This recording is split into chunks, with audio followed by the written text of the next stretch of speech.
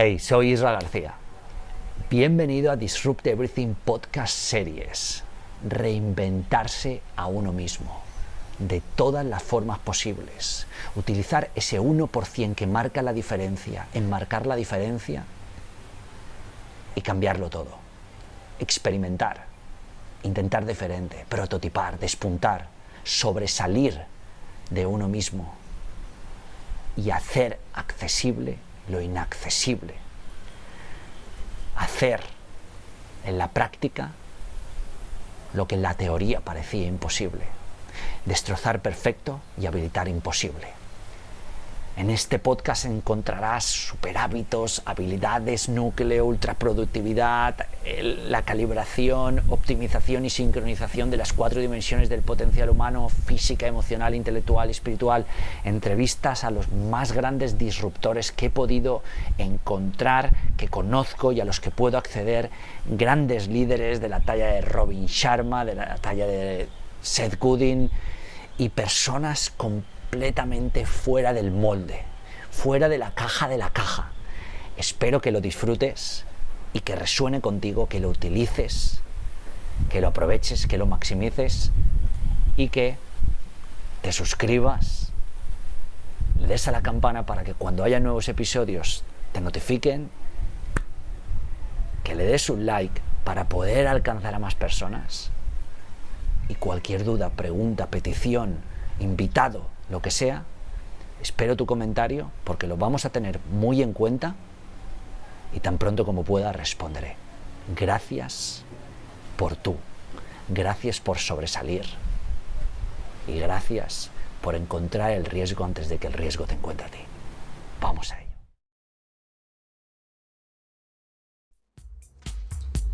Bienvenidos a Disrupt Everything, podcast series by Isra García.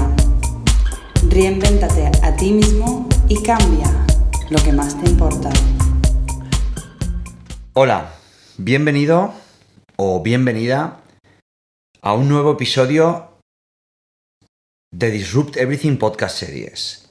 Un nuevo episodio, una nueva cita con la disrupción, con la innovación, con cambiar las cosas que importan, con el liderazgo conectado, con el alto rendimiento, trabajar las 4 dimensiones del ser humano: física, emocional, intelectual, espiritual.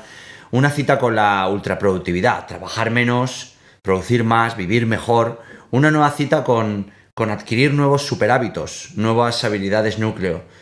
Una nueva cita donde en esta ocasión conocemos a otro disruptor, a otra persona que marca la diferencia, a otro profesional que merece la pena seguir, conectar y del cual aprender.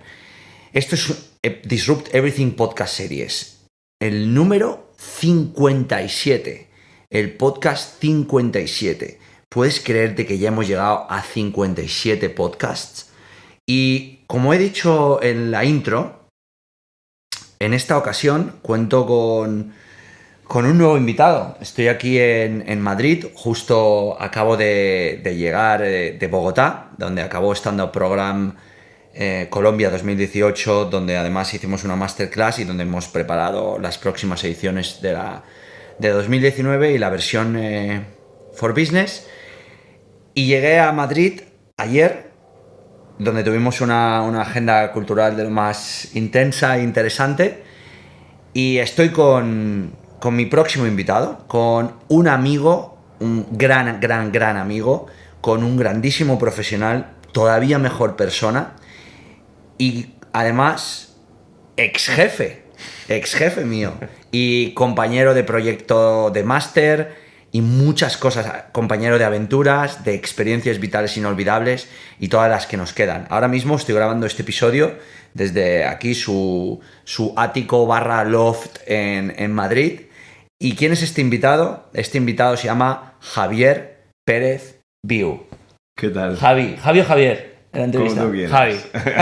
¿Qué tal? Javi, tío, ¿qué tal? ¿Cómo estás? Muy bien. Encantado de estar aquí contigo, con todos vosotros. Tío, muchas gracias por estar en esta entrevista, en esta conversación, en este en este momento compartido, a pesar de que hemos intentado buscarlo desde ayer. Yo me he cambiado, bueno, me he pillado el avión un poco más tarde para poder grabar esta entrevista, pero para mí es importante poder tenerte en Disrupt Everything Podcast Series. Vale, para mí es un honor. Y os te preguntarás, ¿quién es Javier Pérez Viu? Bueno, pues Javier Pérez Viu empezó, si no me equivoco mal, haciendo ingeniería mecánica, ¿no? Sí. En Valencia fue. Soy ingeniero de formación, por así decirlo. Luego de allí fuiste a Inglaterra a continuar tus estudios y a trabajar en Howard. Correcto. ¿Cierto? Sí. Y de ahí a Ford. Correcto. Vale. Luego de Ford, Javi llega a Valencia y crea una empresa con otro también muy buen amigo y casi hermano de los dos, Valentino Barrioseta, que también ha estado en uno de los podcasts anteriores. Crea una empresa, una agencia de marketing, publicidad, activación de marcas, especialidad en tendencias, en música, llamada Picnic Group, ¿no? Sí, empezó llamándose de otra forma, pero acabó. ¿Cómo se llamaba? Empezó llamándose Night Planning. Night Planning. Ar de la noche, ¿no? Ar de la noche era el business de Valentino, vale, previo a eso, vale. donde nosotros nos conocimos. Y empezamos con una agencia que se llamaba Night Planning, haciendo servicios de comunicación simplemente para eventos de música. Bueno, inicios como muy do it yourself. Y luego de ahí ya empezó a evolucionar y acabó llamándose Picnic Group. ¿Cuántos años teníais o tenías tú en este caso cuando empezaste Night Planning? Con Night Planning, yo, si no recuerdo mal, teníamos 21 o 22 años. ¿Y cómo se os ocurrió esa idea? Bueno, Valentino, que comentábamos, él tenía un negocio relacionado con el mundo de la noche, que era ardelanoche.com, que era una web de estas, pues como T-Late o esta gente que hacen fotos a clubs. Y ahí nos conocimos porque yo trabajaba de relaciones públicas en una discoteca y yo me encargaba de mandarle la información. Entonces, hablando, de pronto nos dábamos cuenta que el mundo de la noche no estaba muy profesionalizado en Valencia por aquella época.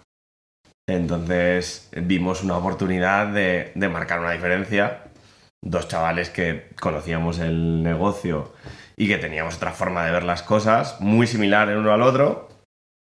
Y nada, le medio robamos una base de datos de prensa y de contactos a mi padre, que se dedica a la comunicación también. Perdón, papá. Y tuvimos un primer encargo para hacer la comunicación de un festival que se llama El Palmeres, que lo hacía la discoteca Barraca. Y claro, nuestra forma de trabajar no era la que estaban acostumbrados ellos. De pronto les entregábamos un clipping totalmente informatizado, un dossier recogiendo pues todas las impresiones, haciendo un cálculo del reach, del media value, un poco de nuestro trabajo, justificando lo que nos habían pagado, etcétera. Y claro, no estaban acostumbrados las discotecas por aquel entonces a esa profesionalidad de dos niñatos de 21 años. Ajá. Porque éramos unos críos. Y a partir de ahí, esa misma discoteca nos ofrece la posibilidad, porque estaban a punto de cerrar, nos ofrece la posibilidad de ayudarles a organizar, meternos un poco más en la gestión y organizar pues toda la campaña de publicidad de su aniversario, organizar la campaña de publicidad de la fiesta de cierre, que era la fiesta de Nochevieja. Y a partir de ahí, el día que cierra la discoteca, nosotros a la semana estábamos presentándole un proyecto al dueño de la discoteca para hacer una gestión integral, es decir, crecer con él. Y ahí nace un poco también Picnic Group. Y ahí nace el germen de Picnic Group. ¿Y qué os lleva a hacer ese planteamiento y qué os lleva a dar un paso, o qué te lleva a dar un paso desde Night Planning a Picnic Group? Fue un poco el intentar ampliar el scope, por así decirlo, de proyectos y de clientes. Que no quedara solo en Noche Nocturna. Claro, Night Planning era un era un nombre que marcaba mucho cuál era tu valor como empresa, cuál era tu propuesta de valor. Y necesitábamos algo un poco más amplio. Y Picnic Group pues salió de ciertas conversaciones y bueno, ahí intentábamos aglutinar no solo la parte de noche, sino pues los otros proyectos que desarrollábamos. Y dentro de Night Planning, antes de cerrar esta etapa, ¿qué crees o qué sientes que es lo más importante que has aprendido mientras o aprendiste mientras estabas en Night Planning? Que hay que ser osado. Nosotros fuimos muy osados. Nosotros de pronto con 21 años pensábamos que podíamos marcar una diferencia y nos tiramos al ruedo sin pensar de verdad en cuál era nuestro business plan, porque no lo teníamos. Simplemente era una prueba que tuvimos suerte, nos salió bien, o sea que fuimos como muy osados y luego fuimos muy pillos. Y la picaresca de conseguir esa base de datos, de no tener ningún tipo de vergüenza y llamar a cualquier periodista musical o de cultura que no nos conocían de nada, pero bueno, o sea, tuvimos muy poca vergüenza, hay que decir. Al mismo tiempo que no solo en los contratos de prensa, sino también en artistas internacionales que tampoco os conocían, con los que luego habéis cultivado una relación excelente. Correcto. O sea, ahí también hay que decir que una vez avanza todo y empezamos a meternos en otras tareas, como puede ser la dirección artística de un club y el booking, ahí empiezan a entrar otros factores que lógicamente ya dejan un poco atrás esta pillería y esta osadía y entran más en skills y digamos un poco aptitud del equipo. Por un lado la profesionalidad y por otro lado nosotros teníamos la suerte de que pues tanto mi socio Valentino como yo, él habla perfecto alemán, yo hablo perfecto inglés y era algo que los disc jockeys que contratábamos a lo que ellos no estaban acostumbrados de los promotores españoles. Claro. Y mucho menos de promotores tan jóvenes. ¿Qué otras habilidades crees que en ese momento os han servido y qué otras habilidades dirías que te han servido o que te están sirviendo ahora? En aquel entonces la atención al detalle yo creo que fue clave también. Por aquel entonces teníamos la buena costumbre de recibir a todos los disc jockeys con una carta personalizada. Qué bueno. Los llevábamos a cenar al restaurante de nuestros mejores amigos, que era por aquel entonces Luna Carmen, de Tono, que ahora gestiona el Bouet. Tono y Fernando, que desde aquí les mandamos un beso. Un saludo. Y recomendado el Bouet en Valencia, el mejor restaurante. Pues yo creo que el abrirles las puertas a un mundo tan de verdad, y porque les llevábamos a cenar a un restaurante pequeñito donde conocían a todos nuestros amigos, se daban cuenta de que no era el típico promotor. Y entonces yo creo que eso les marcaba bastante.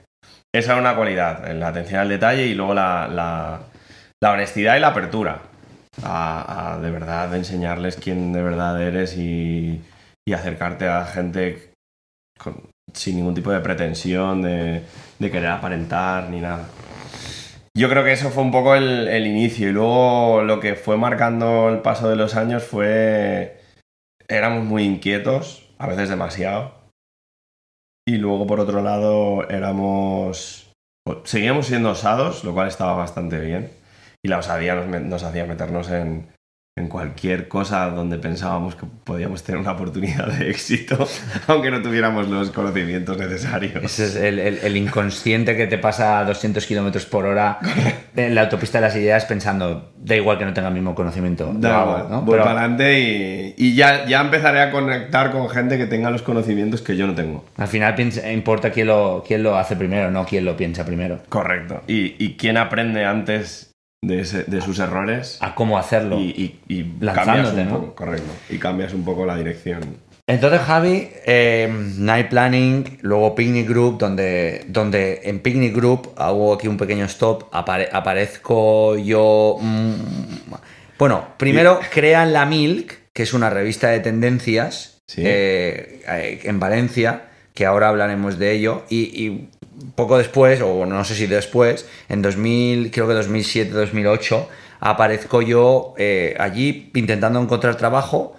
Aparece Y- como una locomotora o como un huracán. Vamos, hay que Bueno, ahí puntualizar. no, eso ya no me acuerdo tanto. Pero intento.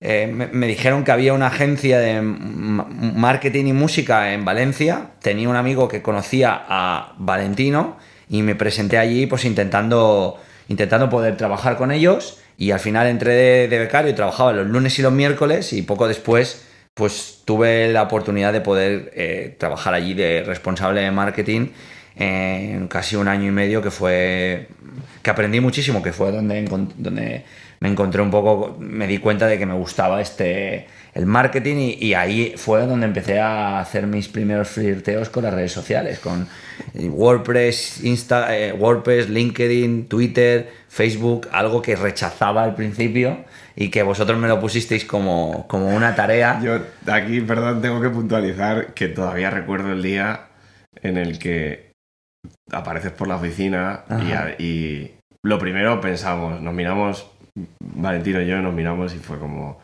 este tío es un diamante moruto, hay que darle algo de trabajo, lo que sea. Pero esta energía hay que Pues me alegro que mantenerla pensarais eso, cerca. porque yo pensaba, digo, estos tíos me van a decir, ¿este tío dónde va? Esa es la primera, y luego también me acuerdo el día que tuvimos una reunión de equipo y de pronto preguntamos, bueno, ¿quién sabe algo de redes sociales? Y tú levantaste la mano y dijiste, yo no sé mucho, pero estoy dispuesto a investigar. Y yo, si queréis, me encargo de esto. Pues la verdad que no recordaba eso. Todavía me Tío. acuerdo de eso. Y de eso ha pasado un montón. Entonces, por eso he podido compartir con Javi y, bueno, luego Valentino, que está en otro podcast también. He podido, en este caso con Javi, compartir millones de experiencias. Entonces, en La Milk, Javi, que es una revista de tendencias que empieza a repartirse gratuitamente, con publicidad, y empezáis a tener mucha relevancia con la revista. ¿Cuáles dirías que han sido los takeaways? Es decir, los key learnings, puntos, aprendizajes y la experiencia que te llevas de ese proyecto. Por el primer aprendizaje que me llevo fue otra vez que la osadía te puede llevar lejos y no hace falta que conozcas al 100% un negocio para entrar en él.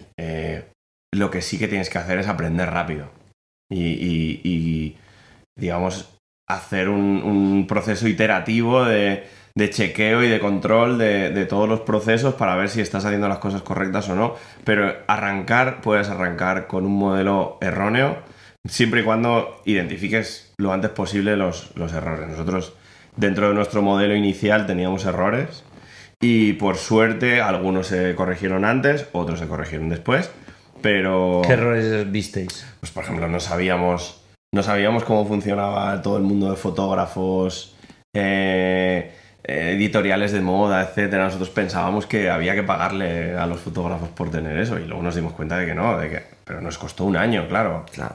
Porque son preguntas que en el fondo también te da un poco de vergüenza hacer. Y esa fue otra de los aprendizajes, que no te tiene que dar vergüenza preguntar algo que no sabes 100% de un business o de una escena. Porque te puede llevar a perder dinero tontamente. Y a nosotros, por ejemplo, nos pasó. Otra de las cosas que aprendimos en esa época, o yo por lo menos aprendí, que la ilusión con la que tú presentas un proyecto te puede llevar muy lejos.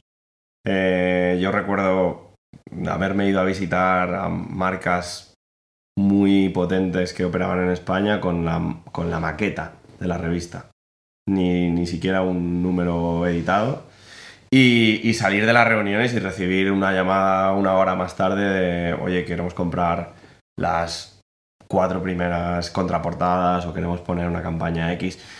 Simplemente con una idea y con algo que intentabas tangibilizarla en una maqueta mal impresa y pegada y que se caía, pero ibas con la ilusión y con las ganas, y creo que eso al final se transmite.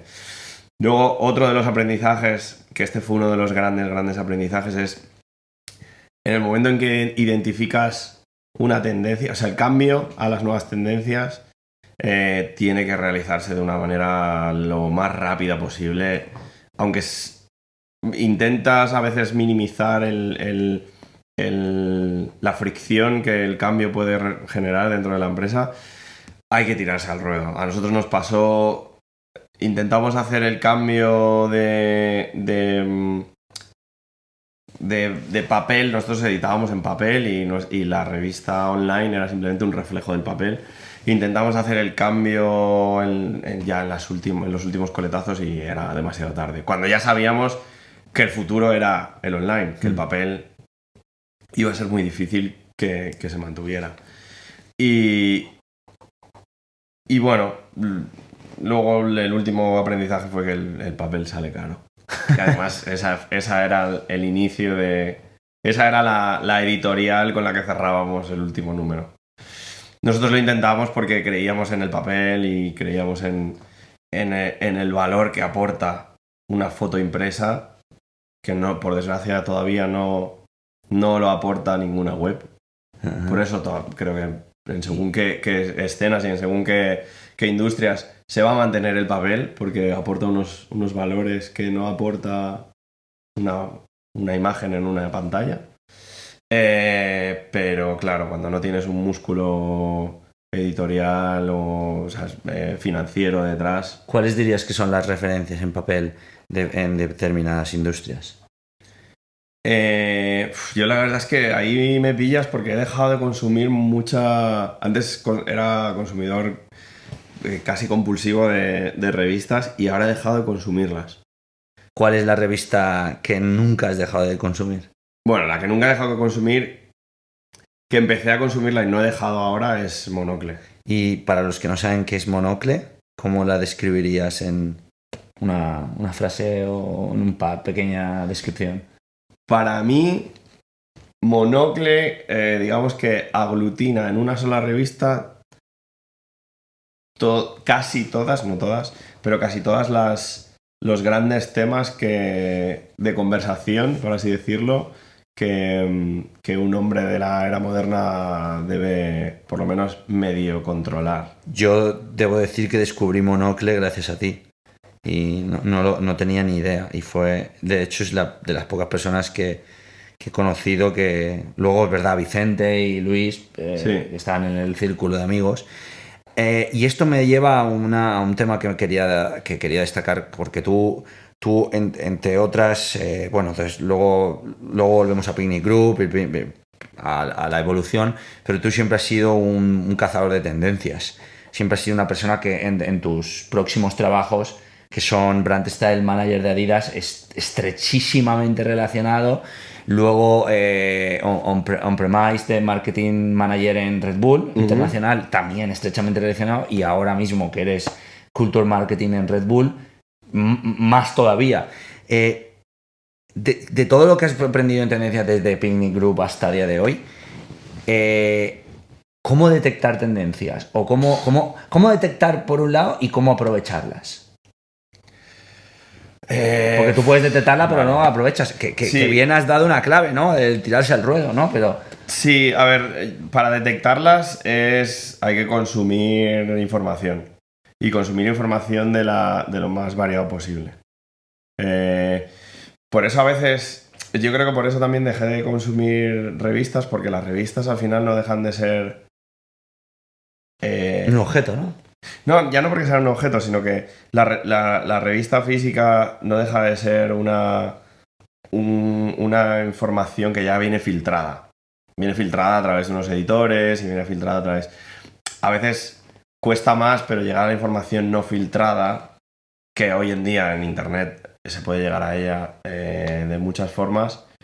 Y a través de redes sociales se puede llegar a ella, siguiendo a gente un poco peculiar en sus gustos, puedes llegar a mucha información. Entonces,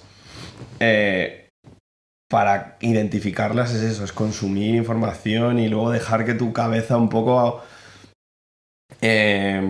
conecte haga las conexiones, digamos, entre temas que crees que pueden tener sentido o que no. O de pronto empiezas a identificar patrones de conducta o empiezas a identificar referencias visuales entre distintas industrias, como puede ser a lo mejor la moda o la música, que están muy interconectadas. Yo creo que así es un poco como puedes identificarlos. Pero no te sabría decir cuál es mi proceso, porque no creo que tenga un proceso. ¿Y el aprovecharlas? El aprovecharlas es que depende también. No todas las puedes aprovechar. Exacto, muchas veces ¿no? las tienes que dejar pasar. Claro. Otras tienes que entender hasta qué punto cada uno conoce su background, cada uno conoce su realidad, cada uno conoce su industria y sabe hasta qué punto esas tendencias tienen cabida o no pueden tener cabida. No sé, las tendencias en el mundo del diseño gráfico o del arte urbano pueden tener cabida en el mundo de la música, 100%. Pueden tener cabida en el mundo de la moda, 100%. Pueden tener cabida en el mundo del mueble.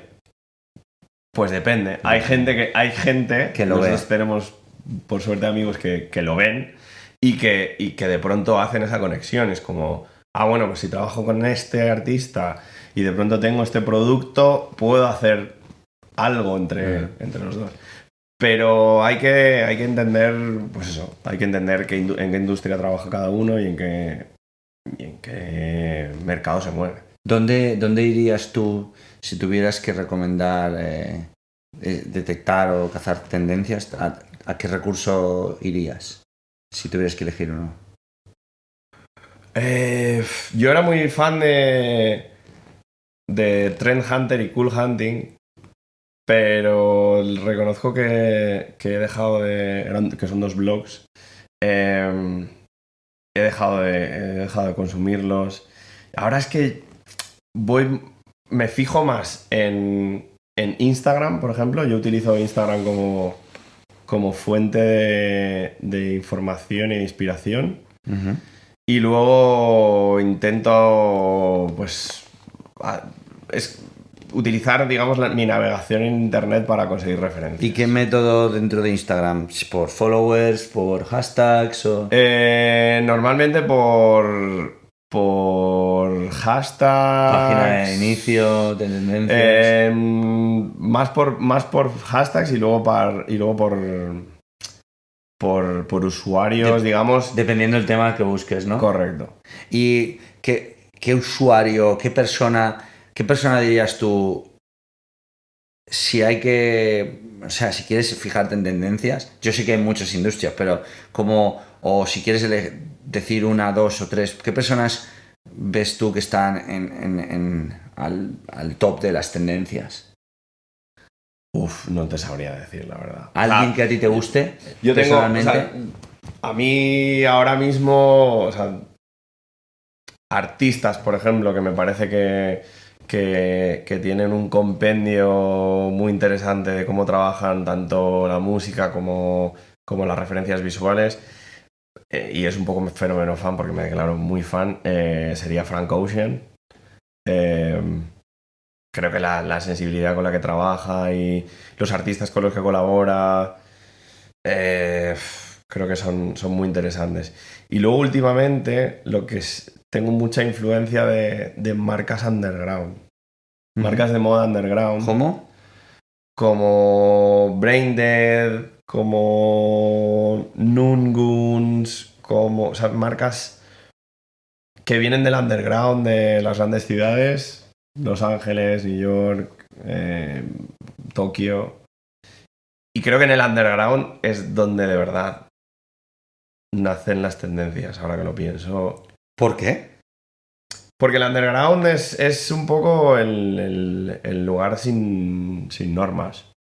Es un poco. Es un espacio de expresión personal un poco más radical. Donde no se intenta adaptar al común denominador de una sociedad, sino que se intenta todo lo contrario. Se intenta transgredir.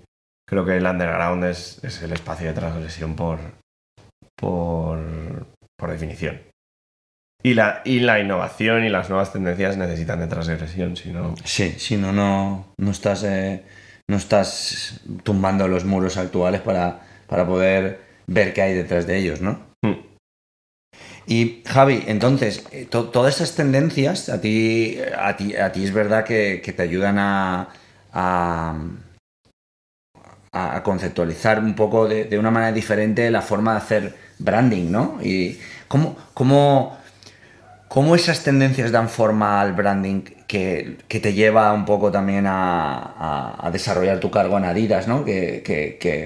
Cómo esas tendencias dan forma a ese branding y cómo ves tú ese branding en el momento en el que entras a Adidas y en el momento en el que estás ahora. O sea, porque tú, una de tus especialidades profesionales es el branding y es el marketing. Además de la música, que has estudiado y has cursado estudios en la Universidad de Berkeley, en cognición musical, sí. Cognición y supervisión musical.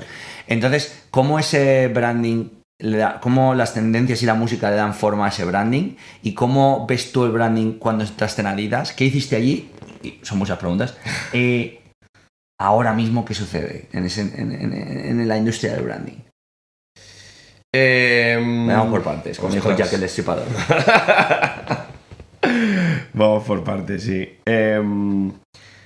Respecto a la relación entre las tendencias y el branding, al final también es como te digo, depende del momento y en el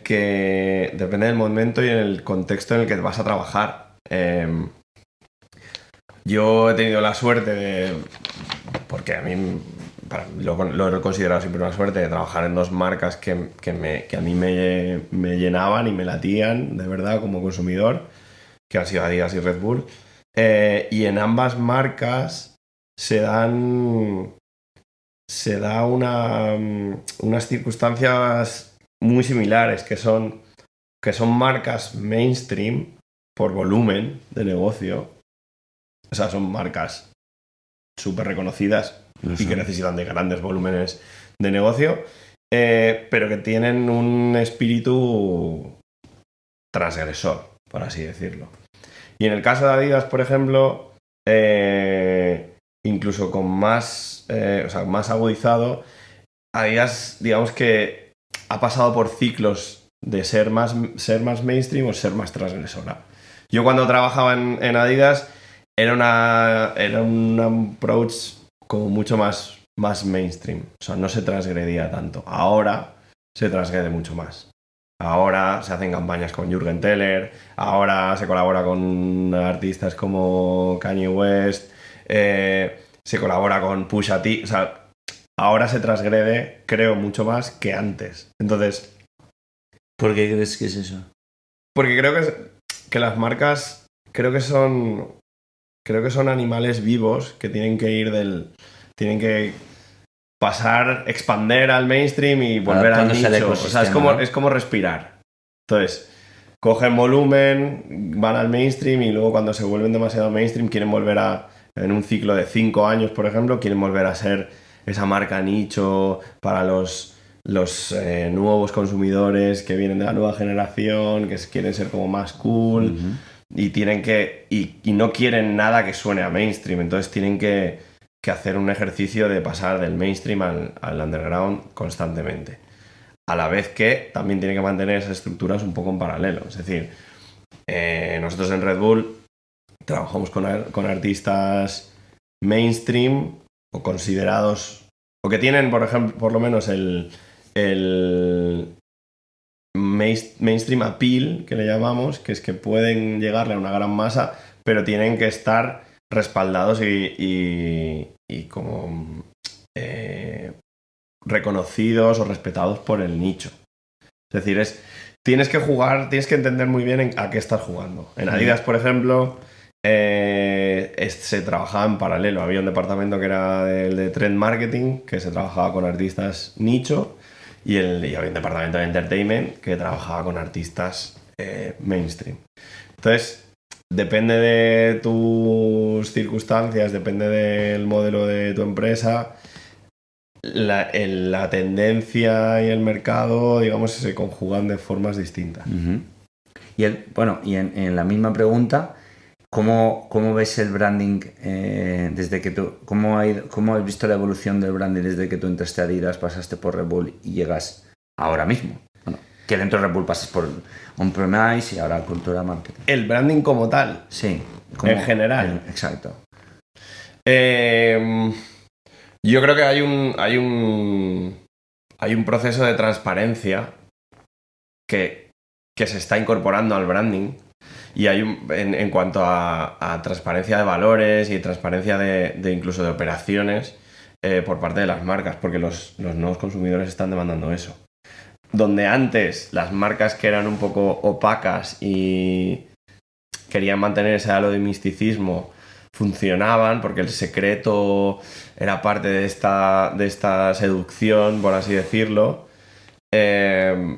Ahora es todo lo contrario.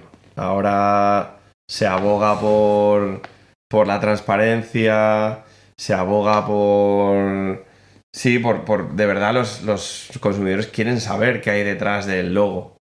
Quieren saber más allá de lo que es el logo en sí. Y luego, por otro lado, creo que está habiendo una incorporación de valores de impacto social, positivo, etcétera, que hace unos años eran opcionales, y este año, y a día de hoy, aunque siguen siendo opcionales, ya empiezan a ser un poco requeridos de forma general. Es decir, ¿qué valores, por ejemplo? No, el impacto social positivo. O sea, una marca que no tiene ningún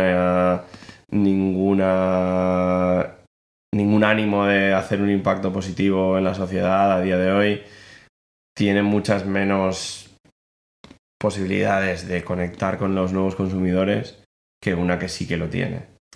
Es, por ejemplo, como, ¿no? el en qué quieres que se conviertan tus clientes, ¿no? O sea, ¿qué cambio tratas de crear, ¿no? Sí, es lo que se dice por un lado de inicia un movimiento y no una tendencia. Pero luego por otro lado es que si yo puedo... O sea, creo que el consumidor está teniendo mucho cuidado en qué está haciendo con su dinero. Y si yo tengo un presupuesto X para gastar en algo y tengo dos opciones y sé que una de esas opciones además genera un impacto social positivo, la tendencia a invertir en esa o comprar ese producto es mucho mayor que si no lo haces. Uh-huh. Es decir, marcas como, yo qué sé, Tod's, por ejemplo, que es bastante conocida el caso de que es una marca argentina de calzado, que por cada calzado que compras, ellos dan el mismo, o sea, dan un par de zapatos para niños en zonas de países subdesarrollados, etc. Pues esto hace que el consumidor se sienta menos culpable cuando se compra unos zapatos nuevos, porque sabe que en el fondo está ayudando. Hay un impacto, hay una cola, por así decirlo, de impacto negativo. Positivo. O sea, el branding de hoy nos devuelve a ser más humanos que nunca, básicamente. ¿Y cuál dirías tú que para ti, con tu experiencia, es una de las... No te voy a decir pero... Perdón, no era Tod's, es Tom's. Tom's. Estaba pensando ahora. ¿Cuál dirías tú entonces que es una de las claves para hacer un buen branding hoy? Eso es el santo grial. Por eso he dicho una de las claves. Para mí, la transparencia y el impacto positivo. Esas dos, combinadas. ¿Y en el marketing? ¿Cuál sería para tú? Porque tú has estado muy ligado con En el marketing. marketing te diría que la honestidad. ¿Por qué la honestidad? Porque en el mundo en el que vivimos de acceso a la información, etcétera, es muy fácil que te pillen en un renuncio en los consumidores. Y si te pillan en un renuncio, el efecto llamada que eso tiene con redes sociales, etcétera, o sea, es tan sencillo que de pronto se corre como la Pero pólvora. también serviría en el efecto contrario, ¿no? Si la gente ve que eres honesto, abierto. Es un poco el ejemplo que acabamos de vivir hoy cuando estábamos en la clase de yoga, ¿no? Nos hemos levantado por la mañana, hemos hecho una clase de intervalos y luego hemos hecho una clase de 35 minutos de yoga donde la profesora, clase de yoga a través de YouTube, donde la profesora, cuando se caía, cortaba el vídeo. Sí. ¿No? Sería algo así. Correcto. ¿No? Ese Sí. es un marketing que te causa rechazo y no honestidad, ¿no? Y ese es... Correcto, o sea, que de hecho lo hemos comentado. Eso Ha es, sido, sí. Hubiese sido mejor caerte o perder el equilibrio y luego hacer un comentario de, bueno, si perdéis el equilibrio, haced esto, te medio caes, se ve, se corta el vídeo y luego Bueno. dices, si alguien pierde el equilibrio... Porque yo creo que ahí lo que estás... Cuando te caes y lo ves, es como yo también sangro, ¿no? Claro, empatizas. Claro. Empatizas. Claro, claro, entonces al final la honestidad esta te lleva a la empatía, ¿no? Yo siempre sigo pensando que al final un buen marketing viene de ser muy empático. Totalmente. Y tiene que ser, y es una vía de doble sentido. Sí. Y es una vía de doble sentido porque si nosotros no somos...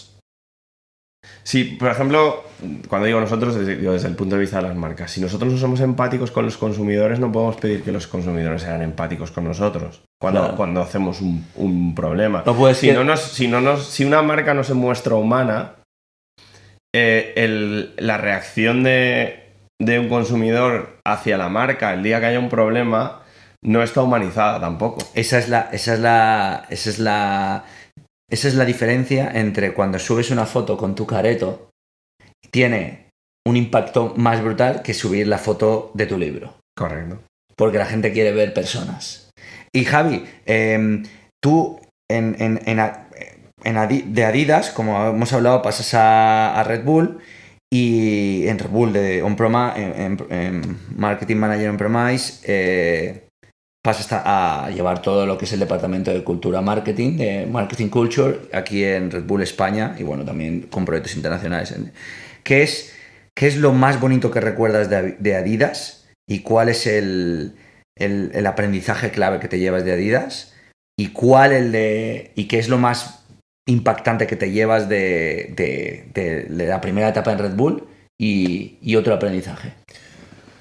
Lo que más recuerdo, de la etapa de Adidas era en algunos de los eventos a los que íbamos, etcétera, de pronto yo me acuerdo que hablaba con consumidores o invitados que venían, influencers o lo que sea, que sabían más de la marca y de los productos que nosotros mismos, o que de pronto te decían, no, es que soy súper fan de la marca desde hace años y tal. O sea, para mí ese día o en esa etapa es cuando entendí de verdad este concepto que a veces he hablado de las love marks. Ahí es donde lo entendí y me pareció increíble, porque yo no he tenido ese apego no he tenido esa identificación nunca con una marca, y de pronto ver que había gente que de pronto te decía, yo es que soy súper fan de la marca, llevo comprando esta misma zapatilla desde que salió, etcétera, etcétera. Para mí fue impactante, sinceramente. Y te das cuenta de que puedes conectar con el consumidor a un nivel porque que hay un ni te movimiento imaginas. fan. Claro. Esa fue una de las cosas que más me impactó de esa época. El gran aprendizaje que yo me llevo ahí fue que yo, cuando entré a trabajar en Adidas, entendí cuál es la diferencia entre cultura empresarial y cultura de marca. Que son dos cosas totalmente distintas. ¿Cuál es esa diferencia? como yo lo entiendo, para mí la cultura empresarial es lo que se respira en las personas, en las oficinas, en los procesos, en el día a día del curro, de estar ahí en el tajo, de estar delante del ordenador. Y luego la cultura de marca es lo que se transmite, son todos esos valores, toda esa comunicación de cara al consumidor, y son dos cosas que a veces están 100% alineadas y otras veces no. Y para mí fue un poco un choque, porque yo cuando llegué a Adidas vienes con la percepción simplemente de la marca y te das cuenta de que no has hecho un research de cómo es la empresa en sí, que puede ser, en este caso, para mí fue un choque porque era una empresa mucho más tradicional en cuanto al día a día de lo que yo me imaginaba. Que no tiene por qué ser malo de por sí, es simplemente una forma de gestión, pero de pronto la forma de gestión, digamos, era un choque de expectativas, porque vienes con unas expectativas de lo que entiendes en este caso Adidas, como consumidor, y luego te enfrentas a lo que de verdad es la empresa. Entonces, como consumidor percibes unas cosas y como empresa percibes otras. Pero que pasa en Adidas, que pasa en Red Bull y que pasa en cualquier sitio. O sea, por eso, si de pronto alguien quiere hacer un cambio de carrera o quiere cambiar de empresa, etcétera, etcétera, hay que entender muy bien a qué te quieres ir a trabajar. ¿Te quieres ir a trabajar a una marca o te quieres ir a trabajar a una empresa? Si te quieres ir a trabajar a una marca, ok. Lo que conozcas de la marca es lo que vas a defender, pero que sepas que luego te vas a encontrar algo detrás de la cortina, que es la empresa. O por otro lado puede ser, no, quiero ir a trabajar a una empresa y me da igual la marca, lo que salga para adelante. Entonces, esa diferencia entre cultura y cultura de empresa y cultura de marca es un poco lo que...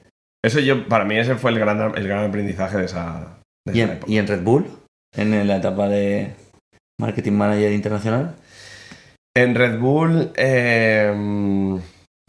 lo primero que me llamó la atención es que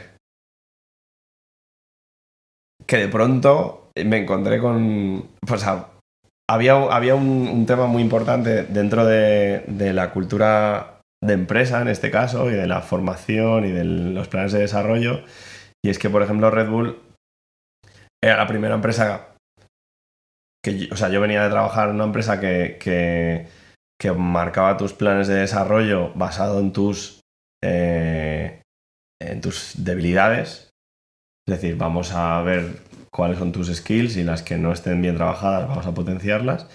Y en Red Bull me encuentro con algo que es diametralmente opuesto, y es cuáles son tus fortalezas, vamos a trabajar en ellas. Uh-huh.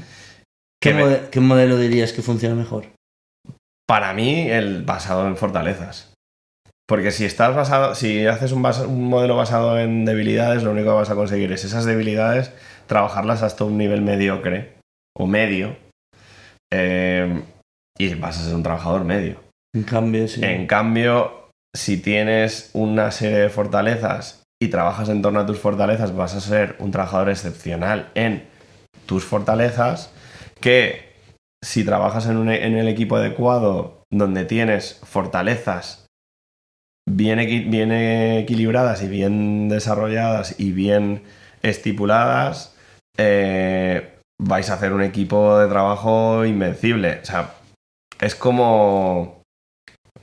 O sea, utilizamos la analogía del fútbol. Pues dentro del fútbol, tú no le puedes pedir a Cristiano Ronaldo que sea un excelente defensa. Porque Cristiano Ronaldo tiene sus aptitudes y es un delantero. Ojo, dicho esto, no me gusta el fútbol, pero me parece que es un buen... O cualquier otro deporte de equipo, pero no le podemos pedir al delantero centro de un equipo de fútbol que sea un excelente defensa central. O que se le puede decir que aprenda a presionar un poquito cuando esté el balón arriba, pero pero no se le puede pedir más. Entonces hay que potenciar a ese delantero centro a que pueda marcar más goles. ¿Y qué hay que hacer? Hay que ponerle detrás un buen defensa y hay que ponerle a los lados unos buenos medios que metan balones. Entonces hay que potenciar las cualidades de cada uno. Por ahí va un poco. Es un poco lo que aprendí y que creo que funciona muchísimo mejor dentro de la empresa. Entonces, ¿por qué vas a...? Además, en el momento en que un trabajador, un empleado, trabaja sobre sus fortalezas, está mucho más motivado porque es algo que se le da bien. Claro. Tú, si de pronto te tienes que enfrentar a un día de formación y está basado en tus debilidades, la motivación es nula. Porque son cosas que no te gustan, son cosas que no se te dan bien. Y no vas a ir motivado. Sin embargo, si tienes un día de formación basado en algo que se te da bien y que además está dentro de tus 5 fortalezas más importantes. Yo, por ejemplo, el primer día de trabajo en Red Bull hicimos un estudio de fortalezas. Es como... Ya. Joder, Para trabajar en ellas. Claro, para desarrollar un plan de carrera basado en eso. Javi, con todo lo que has vivido en tan poco tiempo, porque al final tienes a punto de cumplir 37, ¿no? Entonces es mi misma edad, un año más que yo. ¿Qué es? O sea, si tuvieras que quedarte con 3 hitos, pues solo los hitos, ¿cuáles serían? 3 hitos de mi vida. Sí. Pues uno, el día que tengo que decidir entre aceptar una oferta de trabajo como ingeniero en Rumanía o emprender. Ese sería uno. ¿Segundo? El segundo, el día del lanzamiento de la revista, en el que de pronto una idea tan loca y tan disparatada que era montar una revista se materializa en un evento con la revista física, con padres, familiares, amigos. Y el tercero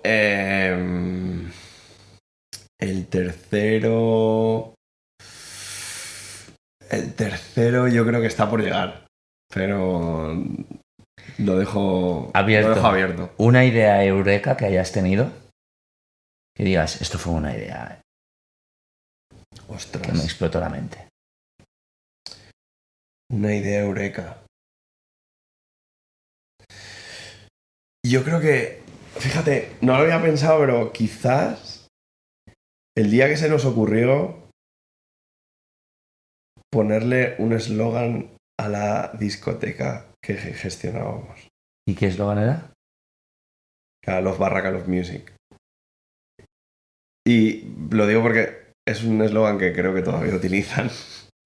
Y es un eslogan que la gente lo apropió, se lo tomó como propio. Y fue como... No pensábamos que fuera a ir también. ¿Qué es aquello de lo que más orgulloso te sientes?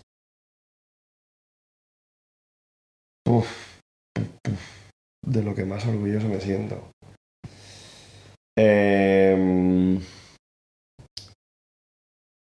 Yo creo que creo que la honestidad con la que he trabajado estos años. ¿Cuál crees que ha sido tu mayor fracaso?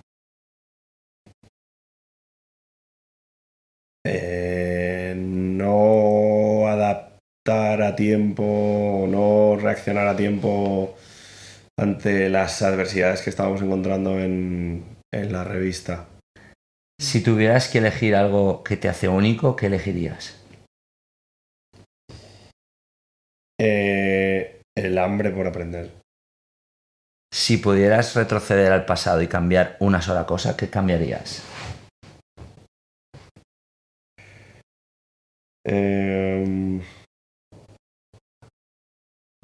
Cambiaría el approach. O sea, cuando teníamos Picnic Group en el último año, no había un modelo de negocio detrás. Y estuvimos navegando sin modelo de negocio durante mucho tiempo. Creo que cambiaría eso porque era un proyecto y es un proyecto en el que creo firmemente y creo que podíamos haberlo gestionado de otra forma. Si mañana desapareciera todo y solo te pudieras quedar con una cosa, llevarla contigo, ¿qué sería?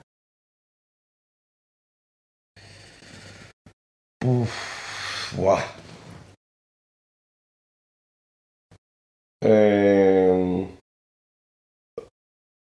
Son una cosa. Sí.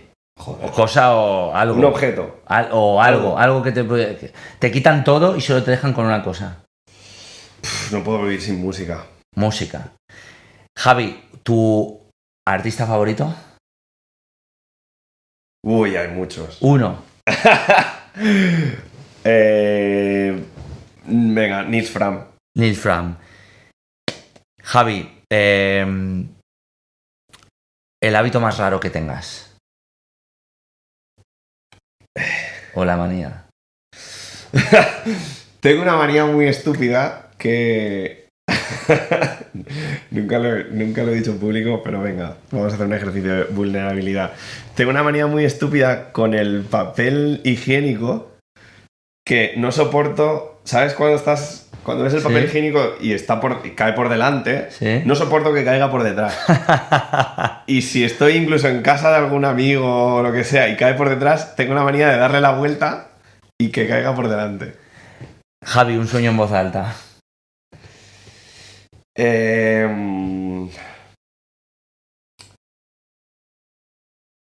Poder encontrar la forma de inspirar a gente diversa, ya sea a nivel personal o a nivel profesional. ¿Qué es? Si cualquier oyente te dijera, Javi, ¿cuál es el mensaje que me enviarías? ¿Cuál sería ese mensaje? No pienses demasiado las cosas.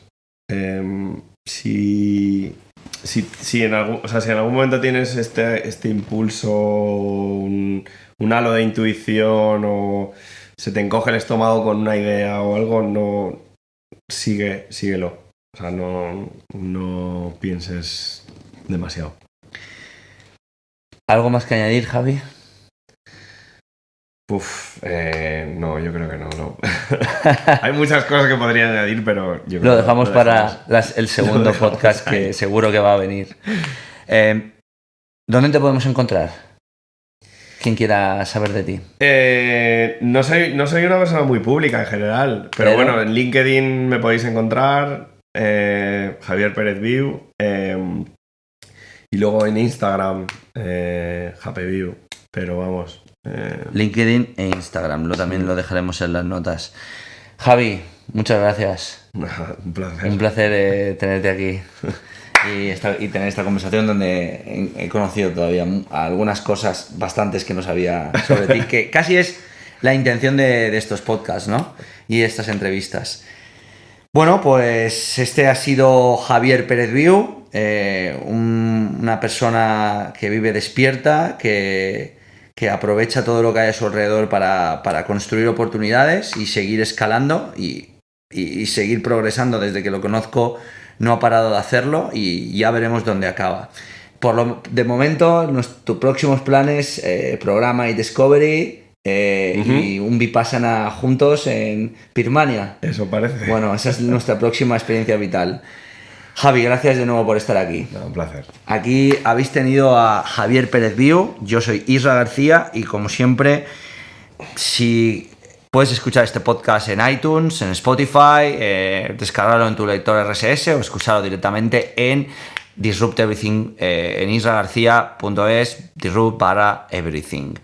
Y además, no hace falta que nos dejes, no te voy a pedir que lo comentes, que lo compartas, que dejes un review, que etc. Lo que sí que te voy a pedir es que hagas algo importante con algo de lo que hayas escuchado en esa entrevista que te haya causado valor, que seguro que hay muchos inputs. Eso será importante. Y si eso lo compartes con una sola persona, estarás cambiando las cosas. Y eso es lo que buscamos en este podcast y lo que busco yo y lo que busca gente como Javi.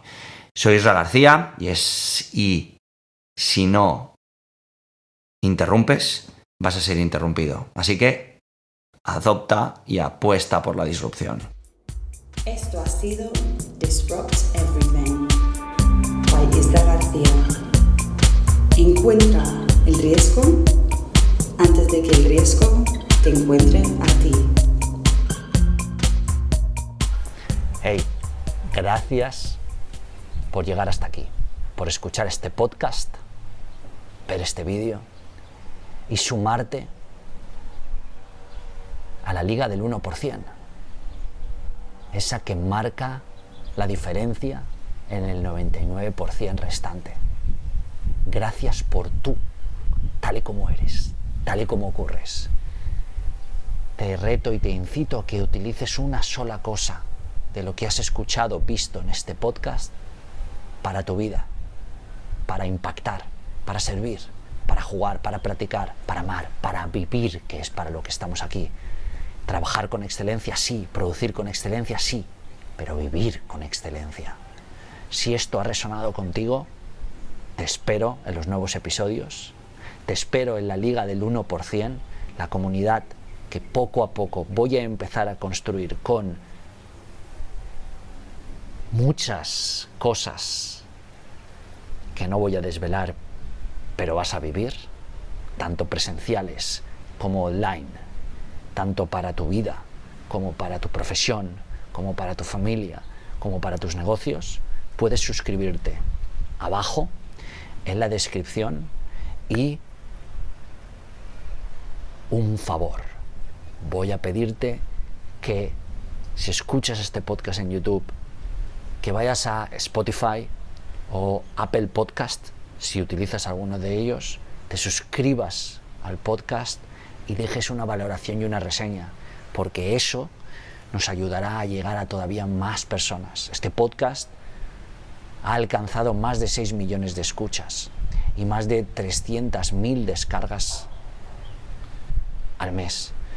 Mi trabajo es seguir haciéndolo sin publicidad, sin pretender obtener nada más que esto. Para mí la acción, hacerlo, estar aquí es la propia realización, es el propio resultado, la propia recompensa. El haber impactado a cientos de miles de personas que ya están reinventándose a sí mismas. Si no utilizas ninguna de estas dos plataformas, deja un comentario aquí de qué te ha parecido, de cómo lo has vivido. Es importante porque tú cuentas, porque todo cuenta, porque cada instante es la gran victoria. Cada ser vivo es la gran victoria, cada uno de nosotros, cada movimiento, cada pensamiento, aunque no lo creamos, es la gran victoria de las victorias. Gracias y vamos a seguir haciendo que las cosas sucedan, bailando con el momento, reinventándonos y utilizando la disrupción positiva para cambiar todo lo que importa. Vamos a ello.